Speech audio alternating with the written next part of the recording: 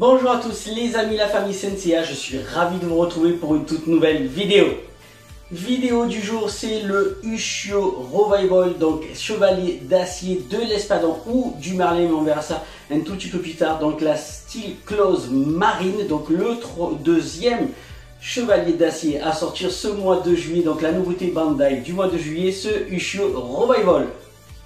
Ushio qui ne sera pas tout seul puisque ce mois d'août arrive également le Daishi Revival. On va pouvoir combler finalement les 3 chevaliers d'acier avec le show qui était sorti l'année dernière en 2021.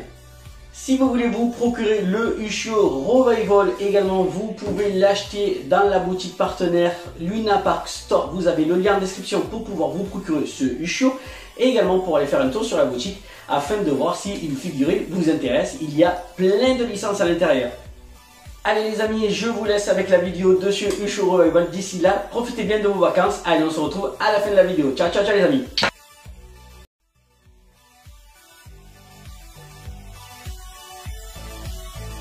Ushio, chevalier d'acier de l'Espadon, chez nous en France, Steel Claws Marine en version originale, fait partie des 3 chevaliers d'acier avec Sho pour l'air ou du toucan et Daishi pour la terre ou du renard.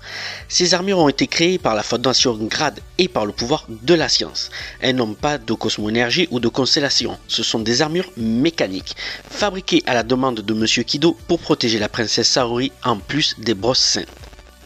Les chevaliers d'acier font leur première apparition uniquement dans l'anime original, mais aussi lors de la saga Senseiya Omega. Revenons sur la figurine et ce Ushio Revival a eu antérieurement une première version éditée en 2011 qui venait dans un pack avec double figurine Ushio Steel Claws Marine et Daishi Steel Claws Land. A contrario, les Revival, elles, ont droit à leur boîte individuelle et séparée. Nous l'avons vu avec Sho du Toucan ou Steel Claws Air Revival sorti en juillet 2021 et à venir Daishi du Renard ou Steel Claws Land le mois prochain.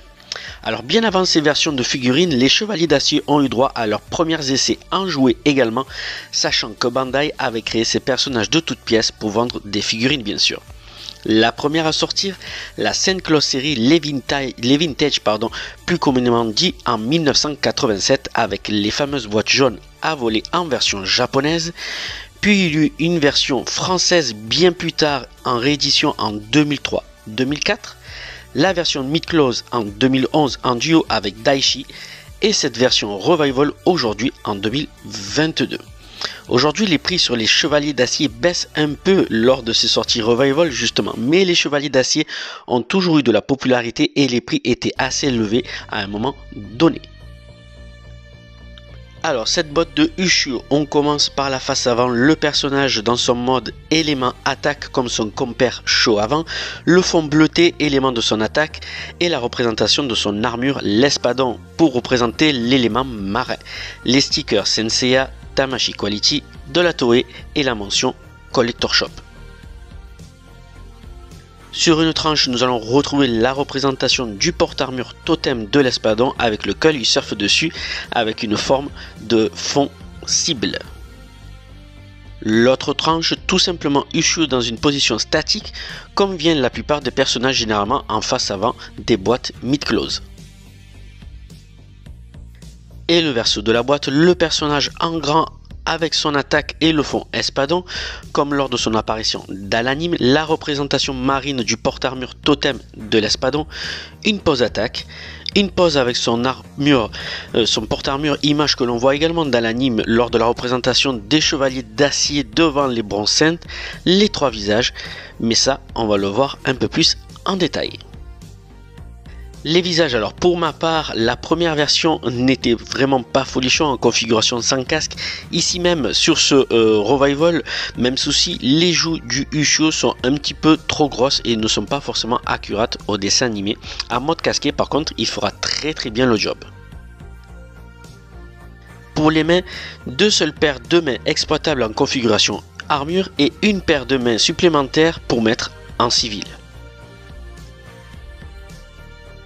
Nous allons voir maintenant les différents éléments d'armure sans les protections plastiques afin de voir s'il y a différents soucis sur les teintes ou sur les les plastiques, sur les pièces d'armure, s'il y a des rayures ou quoi que ce soit. Alors je n'ai pas la première version de ce Ushio qui était sorti en 2011, donc je m'acquiert cette version Revival. Et ce que je peux vous dire déjà sur les certains visuels que j'ai pu voir entre cette version là et la première version, mis à part ce vinage supplémentaire, c'est que la qualité des matières plastiques sur les visages ont également changé. Donc on a quelque chose de beaucoup plus fin sur cette version Revival comparé à la version la première version plutôt, qui était sortie en 2011, et également des teintes de peinture sur les versions, les éléments plastiques qui sont beaucoup plus clairs sur cette version Revival que sur la première version, mais ça on le verra un tout petit peu plus tard en image, en photo. L'occasion pour nous de voir ce totem porte-armure de plus près, avec bien sûr la configuration du personnage à côté, car le body peut être tout à fait exposé dans sa combinaison.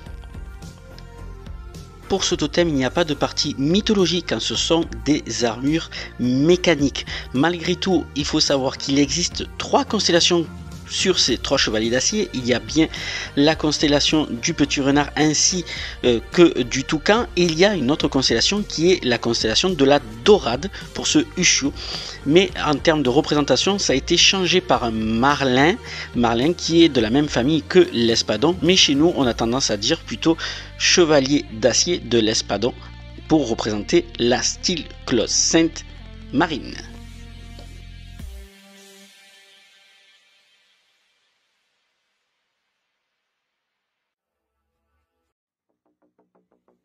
On va attaquer le montage par le test de rigidité de ce Ushio. Donc on a bien la dernière version des corps classiques, et je peux dire qu'il y a quand même une très bonne rigidité sur cette figurine. Ça fait plaisir comparé à certaines versions EX qu'on a pu avoir déjà par le passé par Bandai. Allez, on va attaquer le montage par les éléments du bas.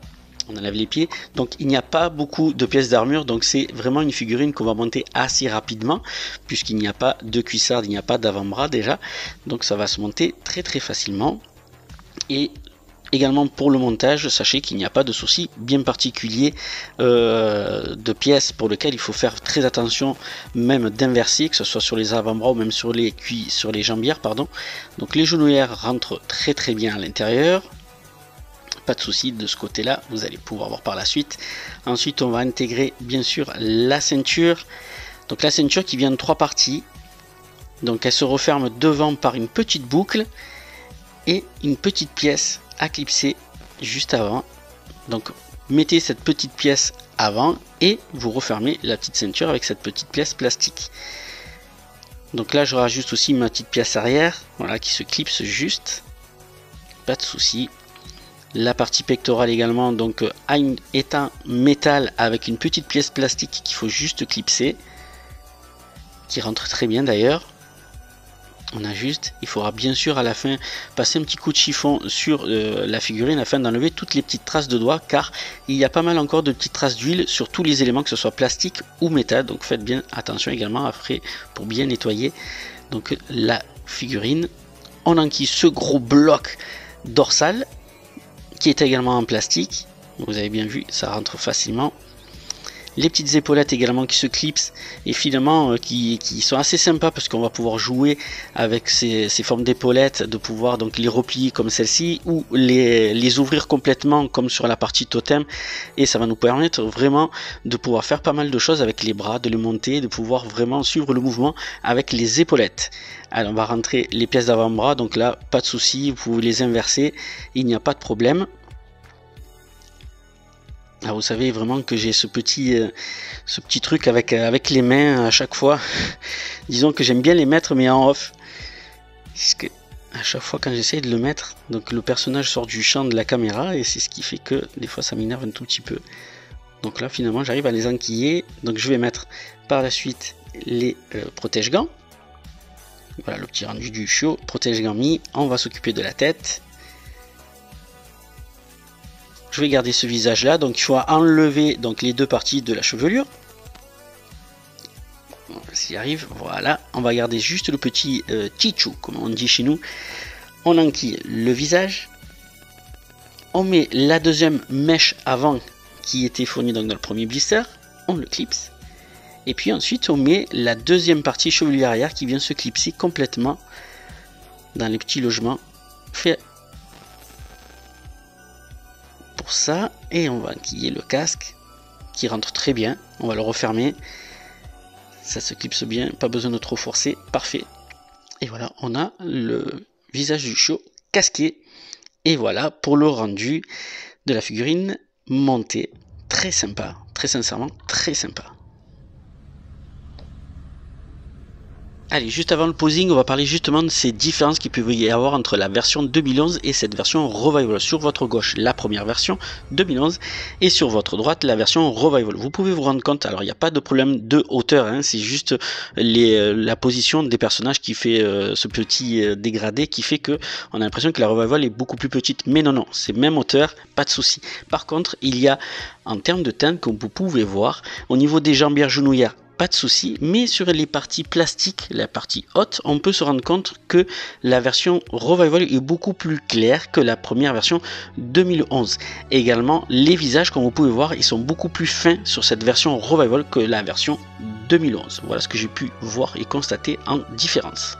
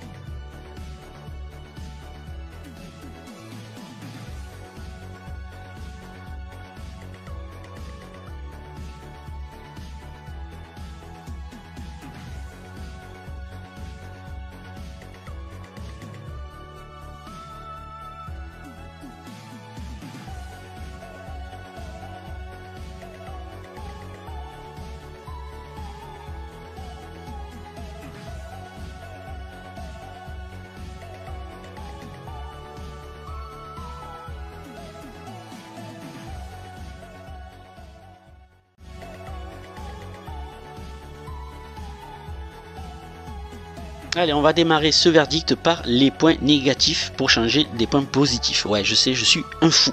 Donc dans les points négatifs, donc deux seules paires de mains type action. Donc on le sait, c'est une figurine classique, mais on est habitué à pas avoir beaucoup de paires de mains. Mais voilà, vous avez une paire supplémentaire bonus pour laisser le personnage en mode civil. Des traces d'huile, donc comme j'ai pu constater sur les pièces plastiques comme les éléments métal. Et puis les visages qui sont un tout petit peu joufflus pour ce Ushio si on veut le laisser en mode sans casque.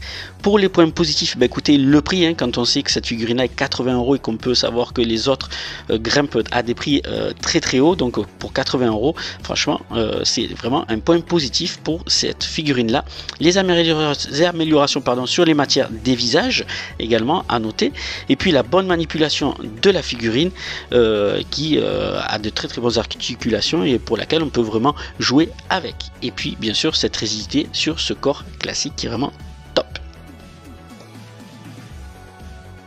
Mon verdict et mon appréciation sur ce Ushio Revival. Ben écoutez, à ce tarif, il ne faut pas se priver d'acheter les 3 figurines, les 3 chevaliers d'acier si vous ne les avez pas. Et si bien sûr elles vous intéressent. Donc vous pouvez foncer sur ces figurines là, elles sont vraiment très très belles et on aura bien sûr le Daichi ce mois-ci, ce mois d'août. Donc on va pouvoir finir cette gamme d'acier. Et pour les possesseurs de la première version, il n'est pas nécessaire de racheter cette version. Donc vous pouvez rester avec votre première version et ne pas dépenser des sous-sous.